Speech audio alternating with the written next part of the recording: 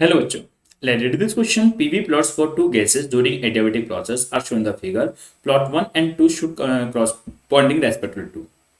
आइए बेटा, हमें यहाँ पे दो ग्राफ दे रखे हैं, पहला ग्राफ और दूसरा ग्राफ। हमें बताना है इनमें कौन सी गैसेस होंगी।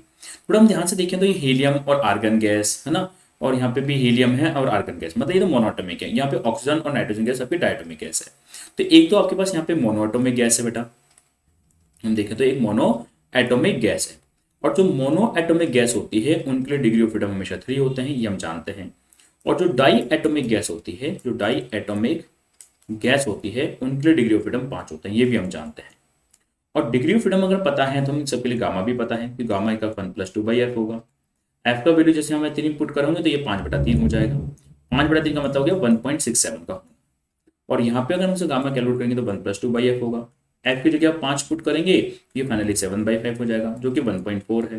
तो हम देख पा रहे हैं कि जो गामा है आपका, ये मोनो एटोमिक गैस के लिए ज्यादा होता है as compared to diatomic gas. ये बात क्लियर हो गई।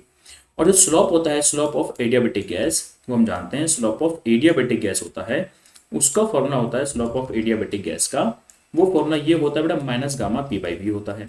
मतलब जिसका ये गामा ज्यादा होगा उसका स्लोप भी ज्यादा होगा। तो ज्यादा किसका होता है? मोनोएटॉमिक गैस का, मतलब स्लोप जो है मोनो एटोमिक गैस का ज्यादा होगा डायटोमिक गैस से। ये बात क्लियर होगी कि स्लोप जो है वो मोनो एटोमिक गैस का ज्यादा होगा एज कंपेयर टू स्लोप किससे? डाई एटोमिक गैस से। तो डाई एटोमिक गैस से ज्यादा स्लोप किसका होगा? मोनो एटोमिक गैस का, कि मोनो एटोमिक गैस का गामा है 1.67 जबकि डायटोमिक का 1.4 है। और स्लोप हमेशा माइनस गामा टाइम्स होते हैं बेटा, ये माइनस गामा टाइम्स होते हैं, एडियाबेटिक इंडेक्स टाइम्स होते हैं।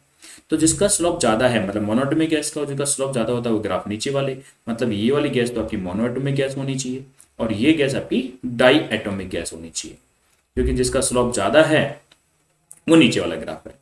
तो ये सेकंड वाली गैस आपकी मोनोएटोमिक गैस होनी चाहिए। मोनोएटोमिक गैस कौन सी है? देखो यहाँ पे, देखो सेकंड वाले केस में हमको पहले वाला आपके डायटोमिक गैस, तो पहले ऑप्शन में डायटोमिक गैस ये भी नहीं है, ये भी नहीं है, ये दो ऑप्शन हो सकते हैं। तो दोनों में ऑक्सीजन है, तो मतलब पहली वाली गैस तो आपकी ऑक्सीजन हो गई। दूसरी गैस आपकी मोनोएटोमिक गैस होनी चाहिए। अब दूसरे में यहाँ पे मोनोएटोमिक गैस, यहाँ पे डायटोमिक दे रखा है, मतलब ये नहीं हो सकता। तो केवल कौन सा बचा? दूसरी गैस आपकी हीलियम हो सकती है। तो मतलब पहली गैस आपकी ऑक्सीजन हो गई, दूसरी गैस आपकी हीलियम हो गई, मतलब ये ऑप्शन हमारा ठीक हो गया।